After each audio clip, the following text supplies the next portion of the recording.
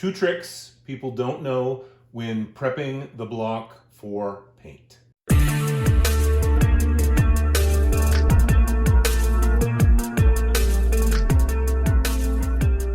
Greetings, fellow DIYer, and welcome to my video.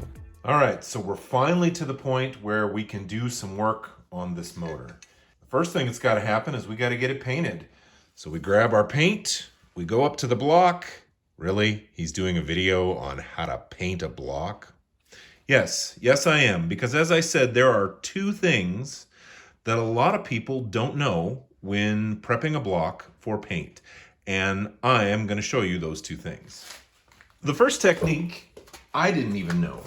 It came from a friend of mine. He was talking about getting your block dry. This block has been hot tanked, machined, then it was put in a jet washer, and I cleaned it up after it came home. You would think that all we'd have to do is tape it off and we could paint it. The problem is water. Water? You gotta be kidding me. This block is dry and ready to go. Well, that's what I thought. He said, take a propane torch and begin to heat the surface of the block. Look at that. Right there.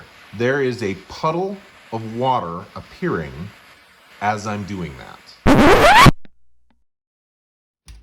So when I started this 393 build series, I made it very clear that I am not a master engine builder. Now, I have rebuilt several engines successfully, and they're still running today, so it's not like I have no clue what I'm doing. But I am not someone who's done 10, 20 engines and knows every tip and every trick. What I am, however, is someone that's willing to take feedback and information that other people have suggested. And that's exactly what happened on this video. I was given a tip that if you take a propane torch and put it to the block, water will come out of the surface. This is a myth. Like every good myth, it's based in some facts. Fact 1, if you do take a propane torch to your block, water will appear on the block. That's a pretty good indicator that, hey, maybe there's some truth to this myth. 2, the concept is that cast iron is porous, and it's the pores in the cast iron that are holding the water. When I first got this tip, I didn't necessarily believe it. So I went out to my garage, took my propane torch, put it to the block. Sure enough, water appeared. Then I took my heat gun and did the same thing, and there was no water. And I should have been suspicious right there. But I assumed that the reason it didn't work is it was not producing enough heat. So I went ahead and shot video of me treating my entire block with a propane torch to get all that moisture out prior to paint, and posted it on YouTube. And within 30 minutes, I had 2 people say to me, yeah, there might be just a little bit of moisture in the block, but really the water that you're seeing is coming from the propane torch because one of the byproducts of burning propane is water. As soon as I heard this, I thought, no, based on what I've seen, this water was pouring out of the block.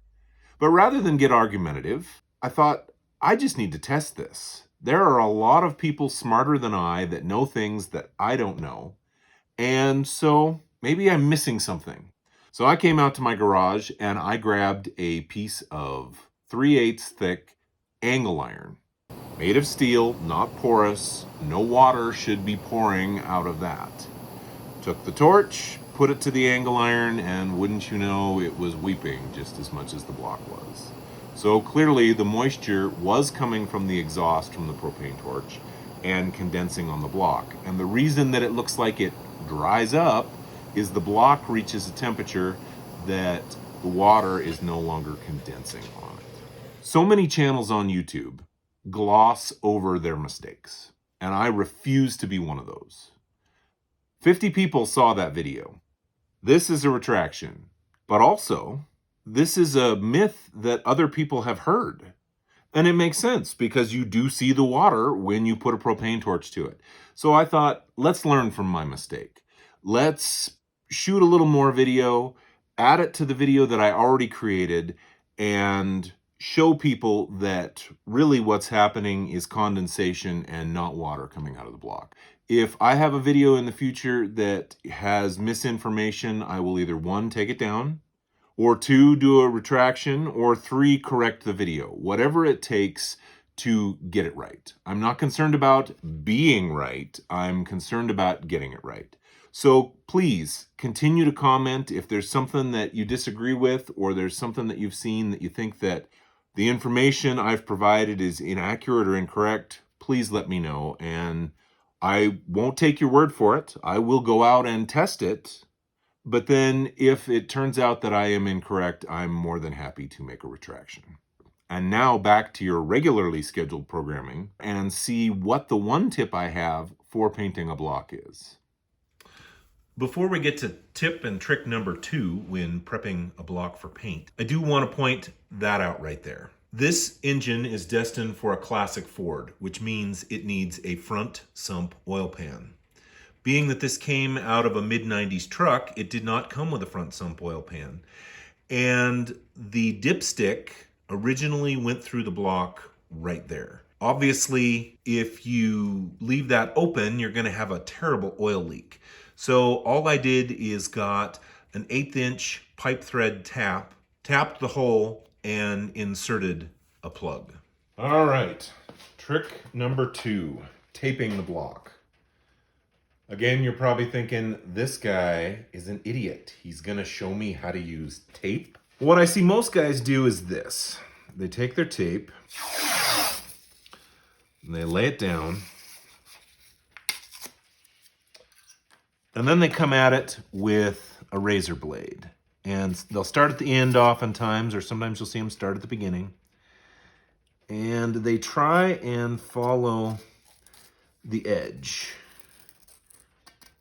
Now, obviously, I'm doing this relatively quickly, and I could be spending a lot more time and energy trying to get it as close and as perfect as possible. But you get little rough spots. Even if you're trying really hard to do a really nice job, these rough spots are still there. A much simpler and actually far more efficient option is to use a needle file. So what I do is I push down on the tape to find the edge, and then going towards the edge of the tape, I just take the needle file and run it along said edge.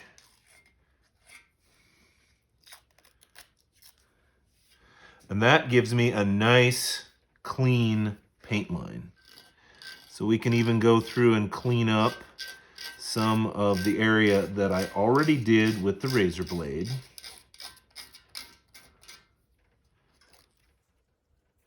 And then we simply peel it away. Now over here I got a little aggressive and I wasn't filing quite enough, so there is a little bit of metal showing, so I'm going to have to redo that. But as you can see, that is a really simple technique that allows you to tape that off. Now the other thing is, there was no reason for me to follow these lines. I'm not going to paint the galley, but it was an easy way to show you what I needed to do.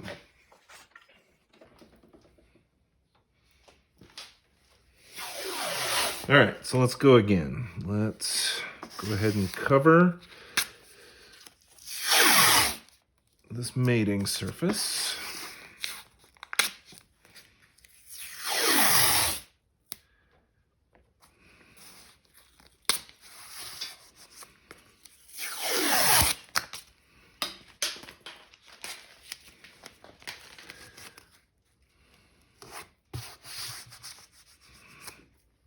All right, so once again, you push the tape down onto the edge.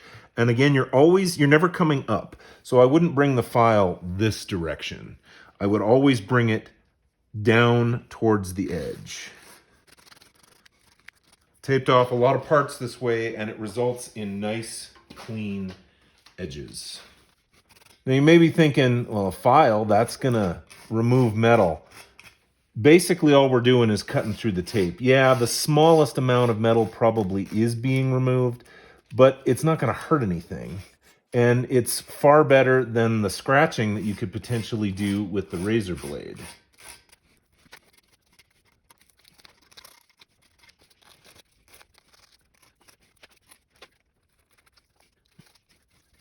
And because you're always pushing down towards the sticky side, you end up pushing the tape into the edge rather than potentially peeling it up. I'm going to finish taping this off and then we will get some paint on it.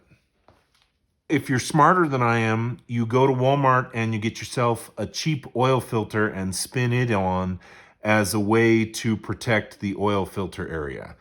Alas, I did not do that, and I'm not going to waste the good Wix filter that I have on hand just to do a little painting. The hardest part to use this technique is where you don't have a lot of room to move the file, like right there. And in those few little spots, oftentimes the razor might actually be the better option.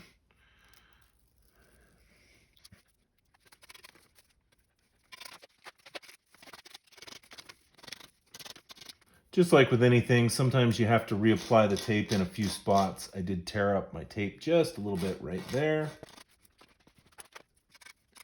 And just like that, we are ready for a little primer and a little paint. I hope this video has been helpful. Make sure you check out the other videos in this series on my 393 build, and also make sure you subscribe so that as new videos in this series come up, you will be notified.